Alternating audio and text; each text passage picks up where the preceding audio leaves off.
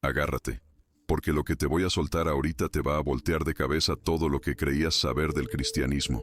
Imagínate, nomás por un momento, que hubiera un evangelio, un texto de esos que llaman sagrados, con enseñanzas directitas de Jesús que jamás has oído en misa, ni en el sermón del Padre, ni en la catequesis de la colonia. Imagínate que ese evangelio destapara secretos bien clavados sobre la chispa divina del ser humano, cómo llegar a esa iluminación espiritual, y verdades que han estado bajo 7 llaves, escondidas a propósito, por casi 2000 años. Pues ese evangelio existe, y se llama el Evangelio de Tomás. Así, sin más ni menos. Pero no vayas a pensar que esto es puro choro, una de esas teorías de la conspiración de a peso. No, mi gente, esto no es invento de algún escritor mañoso queriendo agarrar fama o hacer lana. El Evangelio de Tomás es un documento arqueológico, de hueso colorado, descubierto en 1945 allá en Nag Hammadi, Egipto. Estaba enterrado junto con una biblioteca enterita de textos gnósticos que llevaban siglos bajo tierra, como un secreto bien guardado. Este evangelio trae 114 dichos que le atribuyen a Jesús en persona, y la neta, muchos de ellos son tan profundos y tan revolucionarios que te dejan pensando, ¿por qué chingados nunca había oído hablar de esto? ¿Nunca te has puesto a pensar por qué hay tanto relajo de denominaciones cristianas? ¿Por qué cada iglesia agarra las mismas escrituras y les da su propia vuelta? ¿Por qué algunas ideas clave del cristianismo de antaño se perdieron por completo en la práctica de hoy? La clave, la verdad, podría estar justo en textos como el Evangelio de Tomás, que nos pintan un cristianismo de los primeros tiempos bien distinto al que nos han vendido. Aquí, en este Evangelio, Jesús no es la figura que se sacrificó y que nos han contado en los evangelios oficiales. No. Acá Jesús es un maestro sabio que les enseña a sus discípulos a encontrar esa divinidad que ya traen dentro, que ya está ahí, en su mero ser. En vez de andar con el rollo de la salvación por el sacrificio, habla de despertar a través del conocimiento. En lugar de que dependas de las instituciones religiosas, te empuja a buscar la verdad divina por tu cuenta, por dentro, bien clavado. Uno de los dichos que te sacude en el Evangelio de Tomás es cuando Jesús suelta: si los que les guían les dicen, miren, el reino está en el cielo, entonces las aves del cielo les van a ganar. Si les dicen, está en el mar, entonces los peces se les adelantarán. Pero el reino está dentro de ustedes y está fuera de ustedes. Esta enseñanza te da a entender que el reino divino no es un lugarcito físico al que vas a ir después de pelar gallo, sino un estado de conciencia que puedes alcanzar aquí y ahora, en este preciso instante. La pregunta que te brinca de inmediato es, si este texto trae enseñanzas tan profundas y directas de Jesús, ¿por qué demonios no está en la Biblia que nos leen? ¿Por qué nunca te habías topado con él hasta hoy? La respuesta nos jala a uno de los capítulos más turbios en la historia del cristianismo, los primeros siglos después de que murió Jesús, cuando un montón de grupos cristianos se andaban dando con todo por ver quién definía la verdadera fe, la que iba a mandar. En esos primeros 3 siglos, el cristianismo era un caldo de cultivo de ideas.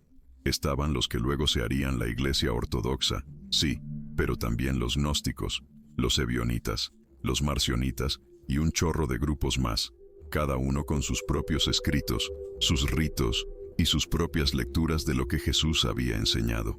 El cristianismo gnóstico, donde encaja el Evangelio de Tomás, le metía mucho al rollo del conocimiento directo y personal de lo divino. La idea era que cada quien podía llegar a la iluminación espiritual sin que nadie, ninguna institución, se le metiera de por medio. Pero fíjate, cuando el emperador Constantino le dio luz verde al cristianismo en el siglo IV, y hasta él se hizo cristiano, le urgía una versión de la fe que estuviera bien amarrada para que fuera la religión oficial del imperio. Una sola versión, no un relajo. Y ahí fue donde vino el Concilio de Nicea, en el año 325, donde le pusieron los cimientos a lo que hoy conocemos como cristianismo ortodoxo. En esa movida, un montón de textos y enseñanzas que no le cuadraban a la visión oficial fueron tachados de herejía, y los hicieron polvo sistemáticamente. El Evangelio de Tomás, junto con otros textos gnósticos, fue de los que no la libraron en ese proceso de canonización oficial. Y no creas que porque fuera menos auténtico o más nuevo que los evangelios que sí quedaron en la Biblia. No, mi chavo. La cosa es que sus enseñanzas no le cuadraban a la estructura de jerarquías y doctrinas que la Iglesia, ya como institución, andaba armando. Un evangelio que te decía que cualquiera podía conectar con lo divino de manera directa, pues no les servía a los intereses de una institución que se quería parar como el único intermediario válido entre la gente y Dios. ¿Me entiendes? Pero la trama de cómo desaparecieron el Evangelio de Tomás y otros textos similares no paró ahí en el siglo IV. Por siglos, la Iglesia, ya bien organizada, le siguió chambeando duro para que esas enseñanzas alternativas siguieran bien guardadas, que nadie las viera. Y si de vez en cuando se colaban referencias a estos textos en escritos de los padres de la Iglesia, era nomás para echarlos al bote, para advertir contra ellos, pero nunca te citaban lo que decían de verdad para que la gente de a pie pudiera juzgar por sí misma. ¡Qué casualidad! Esa campaña de censura y olvido fue tan efectiva que, por más de 1500 años, el Evangelio de Tomás fue solo un chisme, un fragmento perdido en la historia. Los estudiosos, los que se la saben, sabían que había existido porque se topaban con referencias en textos viejos, pero el texto completo, el mero mero, lo daban por perdido para siempre. Hasta que en 1945, un campesino egipcio de nombre Muhammad Ali se topó con una jarra de cerámica enterrada cerca del pueblo de Nag Hammadi. Adentro, 13 códices de papiro que traían el texto completito del Evangelio de Tomás, junto con un montón de textos gnósticos más. Este hallazgo le dio un giro de 180 grados a lo que entendíamos del cristianismo de los primeros tiempos y destapó la bronca de lo que se había guardado bajo llave por tantos siglos. El campesino egipcio, ni en cuenta de que se había encontrado con uno de los descubrimientos arqueológicos más importantes del siglo XX, un verdadero tesoro que llevaba enterrado desde como el año 400 de nuestra era. Seguramente los monjes de un monasterio cercano, el de San Pacomio, lo habían escondido para salvarlo de la quemazón y la destrucción que las autoridades de la Iglesia habían ordenado. El Evangelio de Tomás que salió de esas arenas del desierto egipcio era una cosa distinta a todo lo que nos habían enseñado sobre Jesús. No era un chismógrafo de su vida, muerte y resurrección, como los evangelios oficiales. Era más bien una colección de 114 dichos o logias, muchos de ellos empezando con un rotundo «Jesús dijo». Estos dichos te presentaban una onda de espiritualidad bien diferente, una que le apostaba a la búsqueda interna del conocimiento divino y a una transformación personal directa, sin rodeos. Algunas de esas enseñanzas eran conocidas, versiones de parábolas que también salían en los evangelios oficiales, pero muchas otras eran totalmente nuevas y destapaban facetas de lo que Jesús había enseñado que nunca llegaron a la tradición oficial, puro oro molido.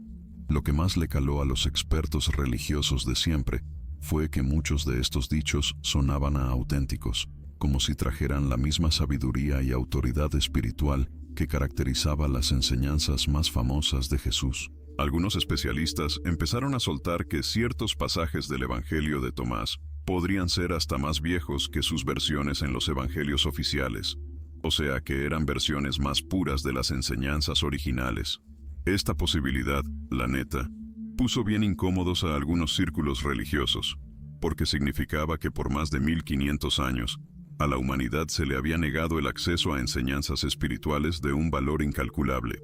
Imagínate nomás, el contenido de estas enseñanzas perdidas, el mero meollo del asunto, era lo que de verdad explicaba por qué las habían borrado con tanta saña.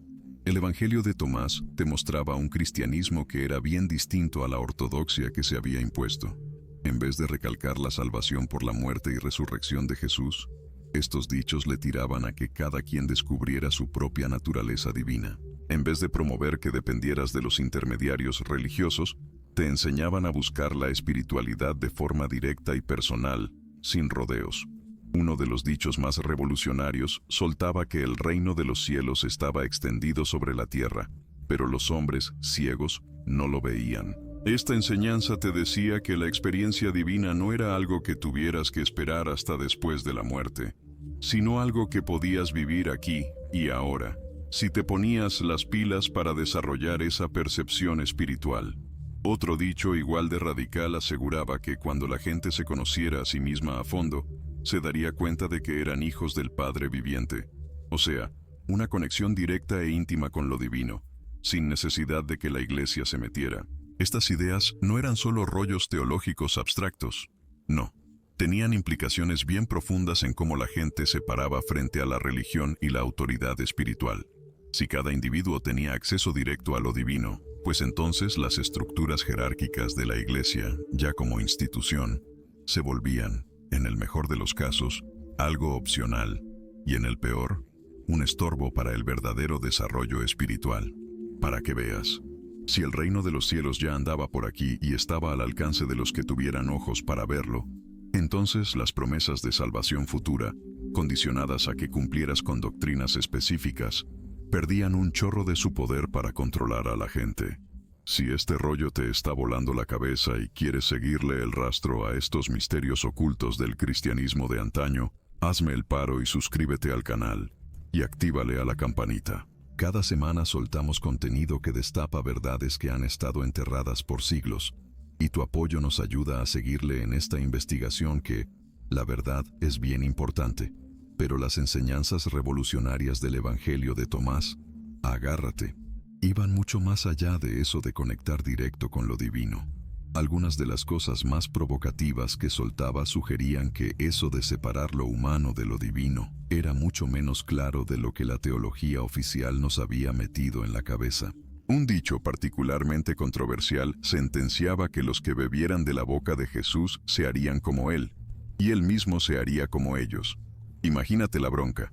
Esta enseñanza implicaba una transformación mutua entre el maestro y el discípulo, una fusión de conciencia que era radicalmente distinta a esa relación jerárquica de siempre, donde la divinidad era inalcanzable y la humanidad puro pecado.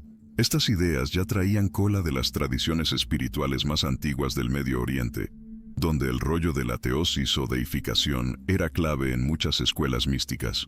La noción de que los seres humanos podían participar directo de la naturaleza divina, no solo como una esperanza lejana, sino como una posibilidad aquí y ahora, había sido parte de muchas tradiciones espirituales antes de que el cristianismo institucional amarrara sus doctrinas oficiales. La supresión de estas enseñanzas no fue nada más por diferencias teológicas de esas que nadie entiende.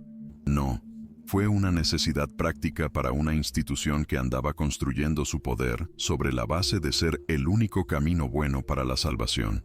Pura estrategia. Una espiritualidad que le tiraba a la experiencia directa y a la transformación personal no podía convivir a gusto con un sistema que se alimentaba de la dependencia espiritual y la sumisión a la institución. No, pues no. Textos como el Evangelio de Tomás eran una amenaza de muerte para el modelo de cristianismo que al final se impuso, no porque fueran mentira o no fueran auténticos. No, era precisamente porque podían ser demasiado verdaderos, demasiado empoderadores, demasiado liberadores. Ahí estaba el detalle. La evidencia histórica nos dice que en los primeros siglos del cristianismo, estas diferentes corrientes espirituales andaban por ahí, compitiendo a ver quién se ganaba la lealtad de la gente. Un verdadero campo de batalla. Las comunidades gnósticas que le daban valor a textos como el Evangelio de Tomás no se veían como herejes o desviados. Nada de eso. Se veían como los que guardaban las enseñanzas más auténticas y profundas de Jesús, los meros meros. Muchos de sus líderes espirituales eran tan estudiosos y dedicados como cualquier otro en las comunidades que luego se hicieron ortodoxas. Y sus prácticas espirituales, la neta, eran a menudo más exigentes y transformadoras que las que se armaron en el cristianismo institucional. El tema de la autenticidad histórica fue una de las armas más filosas en las batallas teológicas de aquellos primeros siglos. Los que estaban en contra del gnosticismo alegaban que textos como el Evangelio de Tomás eran inventos tardíos, sin la autoridad apostólica que sí tenían los evangelios oficiales. Pero ojo, las investigaciones modernas han destapado una realidad mucho más compleja. Los estudios comparativos del lenguaje, el estilo y el contenido sugieren que muchas de las tradiciones guardadas en estos textos gnósticos podrían tener raíces tan viejas, o más, que algunos de los materiales que al final sí metieron al Nuevo Testamento oficial. El proceso de decidir qué textos eran buenos y cuáles eran falsos, desde el principio, fue algo bien político, ¿eh? No te creas. Los criterios para ver qué textos cristianos de antaño eran legítimos estaban bien marcados por las broncas de poder dentro de esas comunidades cristianas que crecían como la espuma. Un texto podía ser bateado no porque fuera históricamente dudoso, no, era porque sus enseñanzas le metían ruido al consenso que se andaba formando sobre la doctrina y la autoridad. Así de fácil. Igual, un texto podía ser aceptado no solo por ser viejo o auténtico, sino porque le hacía el juego a las posiciones teológicas de las facciones que estaban agarrando más poder en la estructura de la iglesia que se estaba armando. Esta realidad armó un filtro bien selectivo, por donde solo pasaron ciertos tipos de enseñanzas cristianas a la corriente principal, mientras que otras fueron hechas a un lado o de plano las borraron por completo. Una limpia, pues. El Evangelio de Tomás, fíjate bien, la libró de este proceso de selección precisamente porque lo guardaron comunidades que operaban fuera del control directo de esa jerarquía eclesiástica que apenas despuntaba. Los monjes coptos que enterraron estos textos cerca de Nag Hammadi en el siglo IV, parece que le vieron el valor espiritual e histórico, aunque las autoridades oficiales ya los habían sentenciado como herejes. Su decisión de guardar estos documentos para las generaciones futuras nos habla de que entendían bien a bien que lo que estaba en juego era más que pleitos teológicos de cafecito. Era la salvación de dimensiones enteras de la tradición cristiana de los orígenes, que de otra forma se hubieran perdido para siempre. Una joya.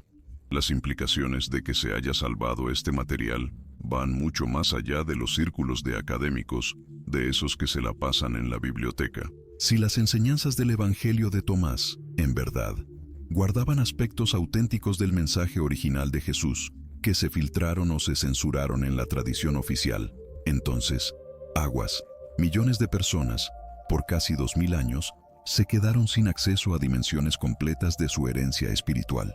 Un robo, ni más ni menos.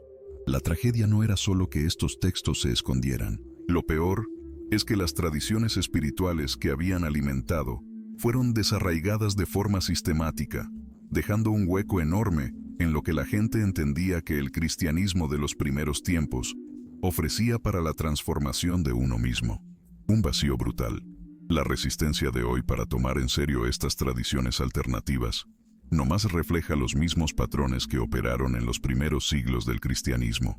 La misma gata, pero revolcada, dicen. Los intereses institucionales bien asentados, tanto religiosos como académicos, tenían un chorro que perder si se aceptaba que la historia del cristianismo primitivo había sido mucho más variada y complicada de lo que las historias oficiales nos han contado. Aceptar que textos como el Evangelio de Tomás podrían tener enseñanzas auténticas de Jesús implicaría voltear de cabeza todo lo que se ha dado por sentado sobre la autoridad, la tradición y la verdad espiritual que han sido el mero centro de las instituciones cristianas por casi 2000 años. Un verdadero terremoto. Pero a pesar de todo, las pruebas se siguen acumulando desde varios frentes académicos. Los estudios lingüísticos destapan que algunas frases en el Evangelio de Tomás guardan construcciones arameas que te dan la pauta de una transmisión oral bien temprana.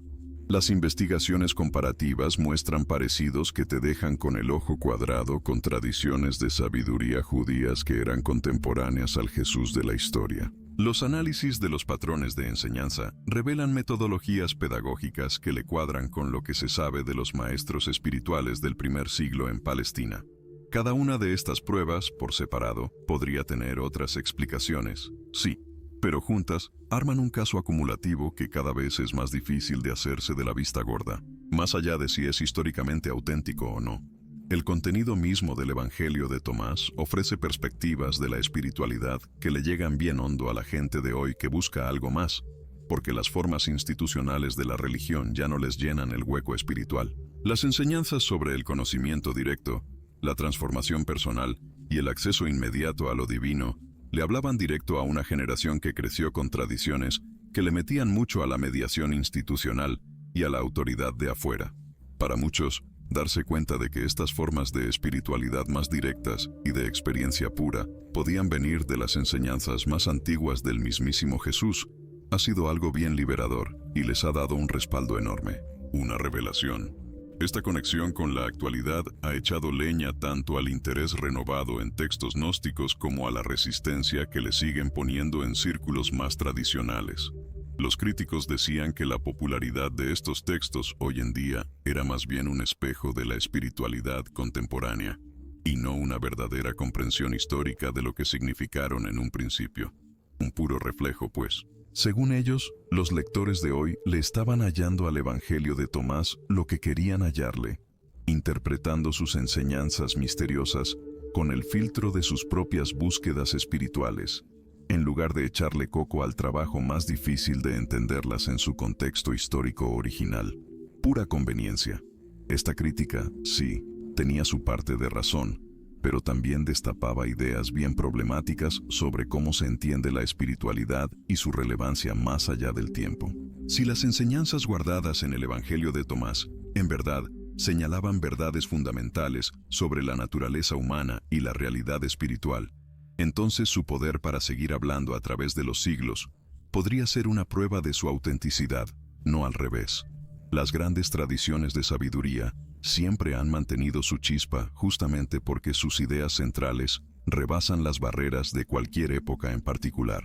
Le hablan a necesidades y posibilidades humanas universales que se muestran de distintas maneras en cada era, pero que conservan su esencia, el meollo del asunto. La supresión histórica de estas tradiciones, mi gente, tuvo consecuencias que se extienden mucho más allá del ámbito de la historia religiosa especializada. La marginación de aproximaciones experimentales y místicas a la espiritualidad contribuyó a una cultura religiosa que privilegiaba la conformidad doctrinal sobre la transformación personal, la autoridad institucional sobre la experiencia directa y la creencia correcta sobre la práctica viva.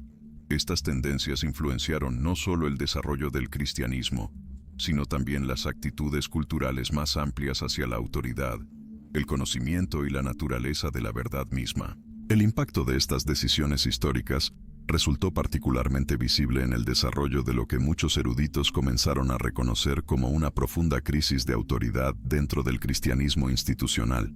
Durante siglos, las iglesias establecidas derivaron su legitimidad de afirmaciones de una posesión exclusiva de la verdad divina y un acceso privilegiado a los misterios de la salvación. Sin embargo, el redescubrimiento de textos como el Evangelio de Tomás reveló que estas afirmaciones descansaban sobre fundamentos históricos mucho más frágiles de lo que a la mayoría de los creyentes se les había hecho creer. Las enseñanzas preservadas en estos manuscritos antiguos sugerían que las primeras formas de seguimiento de Jesús habían sido mucho más diversas, experimentales y centradas en la transformación personal de lo que las tradiciones ortodoxas posteriores habían reconocido. Esta revelación planteó preguntas fundamentales sobre la base misma de la autoridad religiosa en tradiciones que habían construido su identidad en torno a afirmaciones de continuidad histórica y fidelidad apostólica. Los defensores de las interpretaciones tradicionales respondieron a estos desafíos de varias maneras, algunas más convincentes que otras. Algunos adoptaron estrategias puramente defensivas, argumentando que los textos gnósticos representaban corrupciones tardías de enseñanzas cristianas auténticas, en vez de ser preservaciones de tradiciones alternativas legítimas. Según esta perspectiva, la supresión histórica de estos textos había sido justificada precisamente porque representaban desviaciones heréticas de la fe verdadera. Sin embargo, esta aproximación enfrentó dificultades significativas a medida que la evidencia arqueológica e histórica se siguió acumulando. Las fechas cada vez más tempranas propuestas para algunos de estos textos, combinadas con evidencia de su amplia circulación en comunidades cristianas primitivas, hicieron cada vez más difícil descartar simplemente estas tradiciones como aberraciones tardías o influencias externas. Otros defensores de perspectivas ortodoxas adoptaron aproximaciones más sofisticadas, reconociendo la diversidad histórica del cristianismo primitivo, mientras argumentaban que el proceso de canonización había representado una destilación legítima de elementos centrales y duraderos de las enseñanzas de Jesús. Desde esta perspectiva, el hecho de que ciertas tradiciones prevalecieran sobre otras no necesariamente indicaba supresión arbitraria, sino más bien un reconocimiento gradual por parte de las comunidades cristianas de qué textos y enseñanzas mejor captaban la esencia del mensaje de Jesús. Esta aproximación tuvo la ventaja de evitar afirmaciones históricamente insostenibles sobre uniformidad temprana, mientras dejaba espacio para evaluaciones teológicas sobre la fidelidad relativa de diferentes tradiciones. Sin embargo, también enfrentó sus propios desafíos. particularmente al explicar por qué el proceso de selección había sido tan marcadamente influido por consideraciones políticas y sociales en lugar de puramente espirituales o teológicas. La influencia de factores políticos en la formación de la ortodoxia cristiana resultó particularmente evidente en los eventos que rodearon la conversión del emperador Constantino y la subsiguiente institucionalización del cristianismo como religión oficial del Imperio Romano. Investigaciones históricas revelaron cómo las necesidades de unidad política y control social desempeñaron un papel significativo en determinar qué versiones del cristianismo recibían apoyo oficial y cuáles enfrentaban persecución activa. El Concilio de Nicea y otros sínodos imperiales fueron eventos tanto políticos como teológicos, con decisiones sobre doctrina cristiana influidas por consideraciones de estabilidad imperial y cohesión social, tanto como por argumentos puramente religiosos. Esta comprensión planteó preguntas incómodas sobre hasta qué punto las tradiciones ortodoxas posteriores habían preservado fielmente las enseñanzas originales de Jesús, frente a hasta qué punto habían sido moldeadas por las necesidades de acomodación a estructuras de poder existentes. El Evangelio de Tomás resultó particularmente problemático para estas narrativas oficiales, porque preservaba enseñanzas que parecían oponerse precisamente al tipo de institucionalización y control jerárquico que había caracterizado el desarrollo del cristianismo imperial. Su énfasis en el conocimiento directo, la autoridad espiritual personal y la transformación inmediata había ofrecido alternativas a modelos de religión basados en mediación institucional y conformidad doctrinal. Para líderes eclesiásticos que necesitaban construir y mantener estructuras organizativas complejas, estas enseñanzas representaron desafíos fundamentales, tanto prácticos como teológicos. La supresión de tales perspectivas fue, en este sentido, una decisión estratégica tanto como teológica, diseñada para preservar formas de autoridad religiosa que eran compatibles con las demandas de administración institucional y control social. Sin embargo, las consecuencias de estas decisiones se extendieron mucho más allá de consideraciones meramente organizativas. La marginación de tradiciones místicas y experimentales dentro del cristianismo contribuyó a lo que muchos observadores identificaron como un empobrecimiento espiritual más amplio, una pérdida de dimensiones de experiencia religiosa que habían sido centrales para las tradiciones de sabiduría más antiguas. Los enfoques de la espiritualidad preservados en textos como el Evangelio de Tomás enfatizaban la posibilidad de transformación personal directa y acceso inmediato a dimensiones transpersonales de la realidad. La supresión de estas perspectivas dejó muchas tradiciones cristianas posteriores con recursos inadecuados para abordar las dimensiones más profundas de la búsqueda espiritual humana, dependiendo en cambio de sistemas de creencia y práctica que, aunque valiosos en sus propios términos, a menudo no lograron nutrir las capacidades para experiencia directa que las enseñanzas más antiguas parecían haber cultivado sistemáticamente. Esta pérdida tuvo implicaciones que se extendieron más allá del ámbito de la experiencia religiosa personal hacia cuestiones más amplias de desarrollo humano y potencial social. Las tradiciones de sabiduría que enfatizaban la transformación personal y la expansión de conciencia habían servido históricamente como recursos importantes para la navegación de crisis individuales y colectivas. Al marginalizar estas dimensiones de experiencia, las tradiciones religiosas dominantes se privaron de herramientas que podrían haber sido especialmente relevantes para abordar los desafíos de sociedades cada vez más complejas e interconectadas. La recuperación de textos como el Evangelio de Tomás ofreció oportunidades para reconectar con estos recursos perdidos, pero también planteó preguntas difíciles sobre cómo integrar perspectivas antiguas con comprensiones contemporáneas y necesidades modernas. El redescubrimiento de estos textos perdidos generó no solo interés académico, sino también una reevaluación fundamental de lo que fue posible dentro de las tradiciones espirituales más antiguas. Investigaciones recientes comenzaron a revelar que los enfoques representados en el Evangelio de Tomás no fueron aberraciones o desviaciones heréticas, sino expresiones de corrientes que estuvieron profundamente integradas en las comunidades cristianas primitivas. Estas perspectivas ofrecieron marcos para entender la experiencia espiritual que diferían significativamente de los modelos que eventualmente se volvieron dominantes, pero que parecían haber sido igualmente sofisticados y sistemáticos en sus propios términos. El texto preservó enseñanzas que sugerían aproximaciones a la transformación personal basadas en principios de desarrollo interno directo en lugar de la dependencia de autoridades externas o sistemas doctrinales complejos. Estas aproximaciones enfatizaban la capacidad de los individuos para acceder directamente a dimensiones de comprensión que trascendían limitaciones ordinarias de perspectiva y experiencia. Los enfoques pedagógicos evidentes en el Evangelio de Tomás mostraron características que resonaban fuertemente con tradiciones de sabiduría que florecieron en contextos culturales diversos a lo largo de la historia humana. Las técnicas de enseñanza empleadas parecían diseñadas para catalizar conocimientos intuitivos directos en lugar de transmitir información conceptual, utilizando paradojas, metáforas provocativas y declaraciones aparentemente contradictorias para desestabilizar patrones habituales de pensamiento y percepción. Este enfoque fue consistente con metodologías encontradas en tradiciones contemplativas que habían reconocido que ciertos tipos de comprensión no podían ser comunicados a través de instrucción convencional, sino que requerían formas de activación experiencial directa. El texto preservó ejemplos de estas técnicas que demostraban un nivel de sofisticación pedagógica que sugería un desarrollo sistemático dentro de comunidades que estuvieron profundamente comprometidas con procesos de transformación personal y expansión de conciencia. Particularmente significativas resultaron las formas en que el Evangelio de Tomás abordó cuestiones de identidad personal y relación con dimensiones transpersonales de la realidad. Las enseñanzas preservadas sugirieron comprensiones de la naturaleza humana que trascendieron dicotomías convencionales entre material y espiritual, individual y universal, temporal y eterno.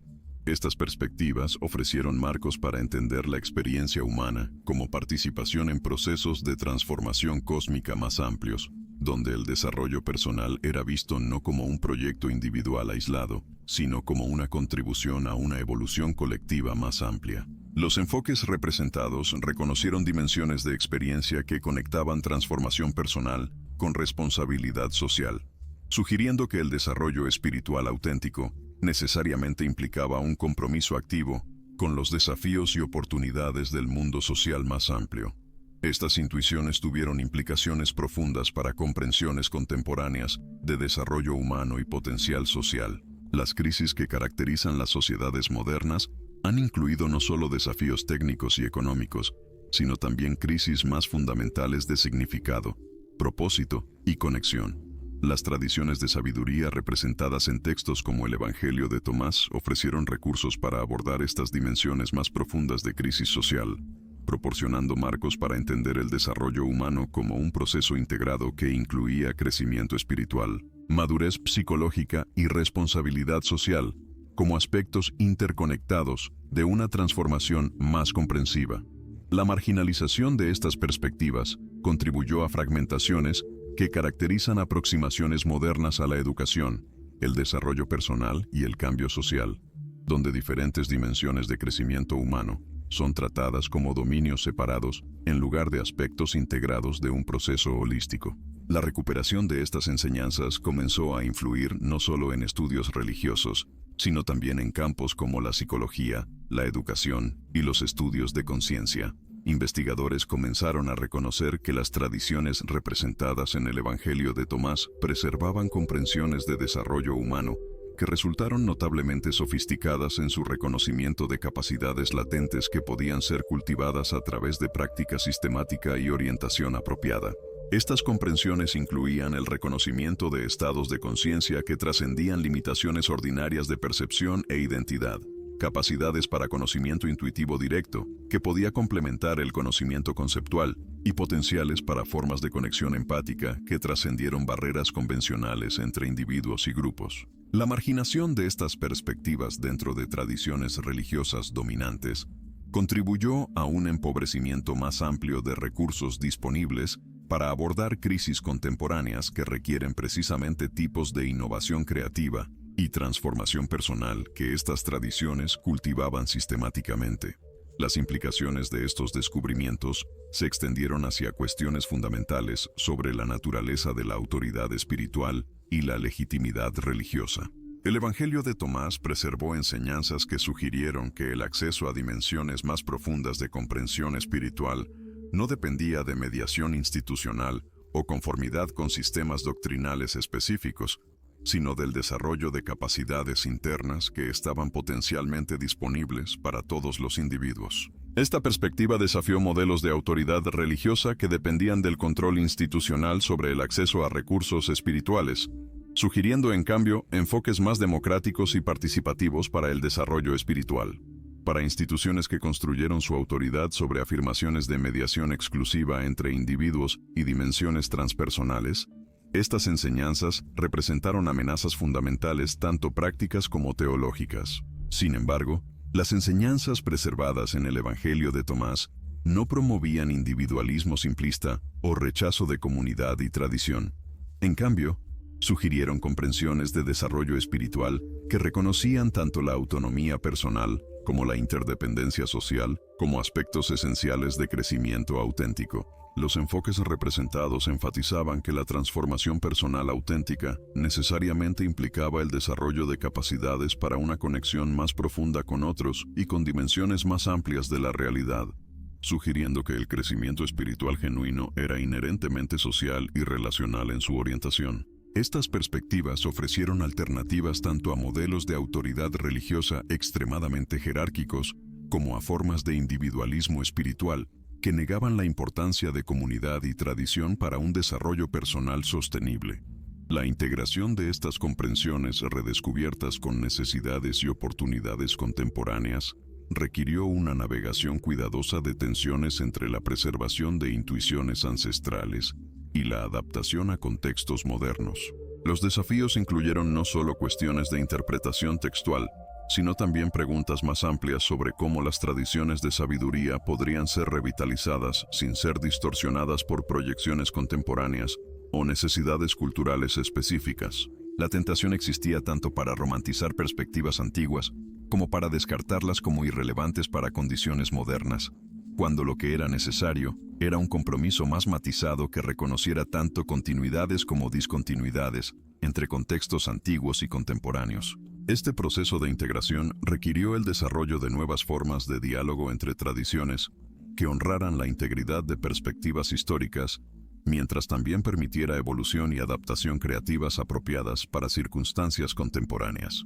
La convergencia de estas tradiciones redescubiertas con movimientos contemporáneos reveló patrones fascinantes de resonancia que trascendieron barreras temporales y culturales. Investigadores observaron que muchas de las prácticas y comprensiones preservadas en el Evangelio de Tomás encontraron ecos sorprendentes en desarrollos modernos dentro de campos aparentemente no relacionados como la neurociencia, la psicología transpersonal y la física cuántica. Estudios recientes sugirieron que estados de conciencia descritos en estas tradiciones antiguas correspondían a patrones neurológicos específicos que la ciencia moderna comenzó a mapear y comprender, proporcionando validación empírica para experiencias que habían sido relegadas previamente al reino de lo puramente especulativo o religioso.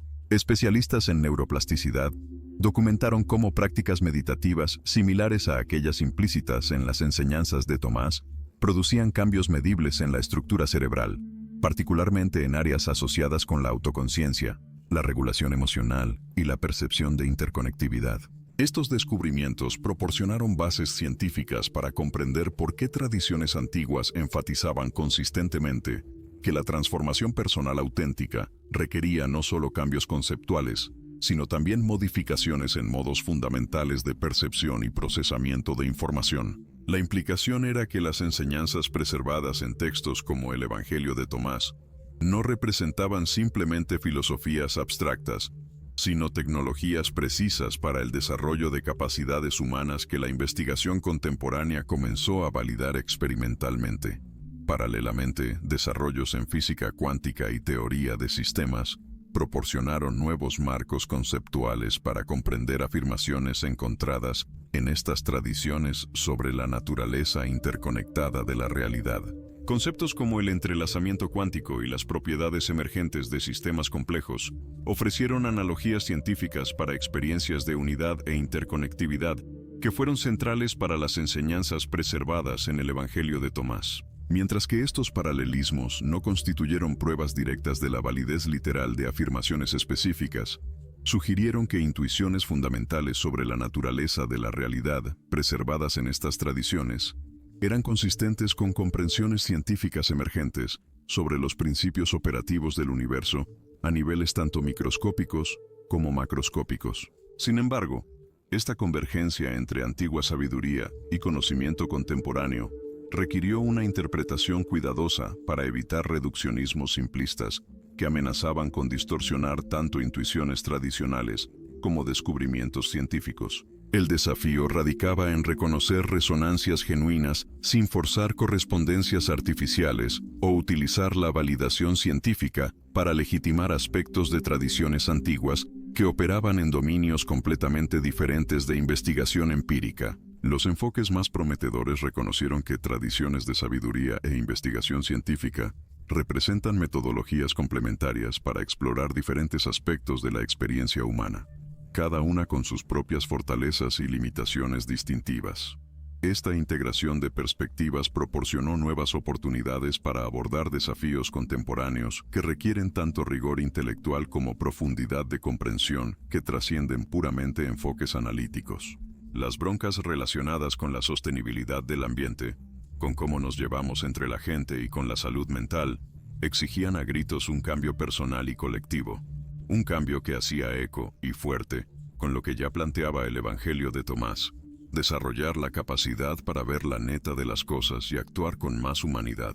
Las enseñanzas que nos quedaron sugerían que estos problemas no se resolvían solo con parches técnicos, sino con una evolución de fondo en la manera de pensar, que es lo que ha moldeado cómo nos relacionamos con nuestro entorno y entre nosotros mismos. Pero fíjate, el desenterrar y aplicar estas verdades también destapó una resistencia cabrona, una pared que operaba tanto a nivel de cada uno como desde las meras instituciones. Mucha gente se dio cuenta de que meterse de lleno con lo que planteaba este evangelio requería poner en tela de juicio no solo creencias sueltas, sino los pilares mismos de nuestra identidad, de para qué estamos aquí y cómo nos relacionamos, ideas que estaban bien clavadas en el chip cultural dominante. Este proceso de desmantelamiento y rearmado era una bronca y una desorientación de las buenas, sobre todo para la raza que tenía su seguridad y su rumbo amarrados a las creencias de siempre. Desde las cúpulas, la integración de estas ideas se topó con un muro. Organizaciones cuya autoridad vivía de tener el monopolio en la interpretación de lo espiritual, o de cómo se repartían los bienes que de ahí se desprendían, no se iban a dejar tan fácil. Que para entender a fondo la vida no se necesitaba de un intermediario oficial. Eso puso en jaque no solo las estructuras de poder de siempre, sino los modelos de negocio que se armaron controlando el acceso a lo espiritual. Eso sí, algunas instituciones, las que le echaban coco, empezaron a ver cómo estas verdades recién halladas podían darle una sacudida a sus propias tradiciones y servir de verdad a la gente de hoy. El surgimiento de grupos que le metieron las ideas del Evangelio de Tomás, con lo que hoy se sabe, fue como tener laboratorios en vivo para ver cómo jalaban en la práctica estas enseñanzas. Estos vatos experimentaron con otras formas de organizarse y de tomar decisiones, que le tiraban a la sabiduría de todos y a un liderazgo que no fuera de un solo vato. Los resultados, ni modo, variados, pero muchas veces pintaban bien, sugiriendo que esos caminos ofrecían algo de peso para armar sociedades más participativas y que aguantaran más. Sin embargo, traducir esas verdades viejas a nuestro presente exigía ojo clínico para diferenciar entre lo que era universal y lo que era cosa de su tiempo, de su época. No todo lo de esas tradiciones se podía calcar así nomás en contextos modernos, y la tentación era grande, o idealizarlas a lo tonto, o echarlas al bote antes de tiempo. Ideas que pedían una adaptación creativa, no una copia al carbón. Los que le atinaron entendieron que para que la esencia de estas enseñanzas no se perdiera, había que dejar que evolucionaran en cómo se decían y cómo se usaban. El golpe acumulado de estos hallazgos ya empezaba a mover las cosas en grande en cómo las sociedades de hoy abordaban temas clave como la educación, la salud, el gobierno y la lana. Esos principios de desarrollo integral, de que todos opinen y de aguantar a largo plazo, que eran el corazón del Evangelio de Tomás, Ya empezaban a meter su cuchara en muchos lados de la sociedad. Claro, eran cambios lentos y con mucha bronca, pero marcaban un camino hacia una sociedad más humana e integrada, que le echaba ojo tanto a lo que se come como a lo que el espíritu pide, como algo legítimo para el bienestar. La cosa es que, según se iba viendo, el Evangelio de Tomás y sus parientes no eran solo reliquias viejas, sino un arsenal vital para no naufragar en esta transición hacia una civilización más madura y que aguante vara. Estas tradiciones ofrecían la guía para el cambio personal y colectivo que se necesitaba para enfrentar los broncones que amenazaban con llevarnos al carajo. Pero para jalar estos recursos, había que estar dispuesto a poner en duda lo que nos habían vendido y a entrarle a un crecimiento que pedía huevos para pensar y para actuar, sin rajarse. La historia del Evangelio de Tomás nos dejaba claro que el callar otras voces trajo consecuencias que se sintieron por siglos y nos dejó con menos opciones para arreglar los problemas de fondo que tenemos como humanos. Pero que sobreviviera y que se volviera a encontrar, eso demostraba la garra de las verdades que valen la pena y su maña para salir de nuevo cuando la gente ya estaba lista para escucharlas. Esto sugería que el conocimiento de a de veras tiene algo que lo protege, que resiste a cualquier intento de callarlo para siempre. La conclusión es que tenemos las herramientas para salir de esta bronca, pero para encontrarlas, hay que tener los pantalones de buscar más allá de lo que nos dicen las voces oficiales y lo que nos recetan las instituciones. Al final de cuentas, lo chido del Evangelio de Tomás no era que te diera dogmas específicos o reglas a rajatabla, sino que demostraba que para entender y cambiar como humanos, las posibilidades eran mucho más grandes de lo que nos habían hecho creer los sistemas que mandan. Las enseñanzas que quedaron apuntaban a que tenemos el potencial, escondido, para ver más claro, sentir más hondo y actuar con más puntería. Un potencial que cualquiera puede desarrollar si le entra al trabajo que se necesita. Esta visión nos daba esperanza, pero también nos cargaba la responsabilidad, diciéndonos que el futuro de la raza humana no dependía de que viniera alguien de fuera a salvarnos, sino de que todos nos pusiéramos las pilas para activar lo que ya traemos dentro desde que somos humanos. El Evangelio de Tomás, pues, guardaba esos recordatorios, invitando a cada generación a desenterrar y usar estas capacidades, a su modo y en su tiempo. Así que, ahí lo tienen. La verdad a veces está más cerca de lo que creemos, pero hay que tener agallas para desenterrarla y para no dejar que los de siempre la entierren de nuevo. Ahí se los dejo de tarea.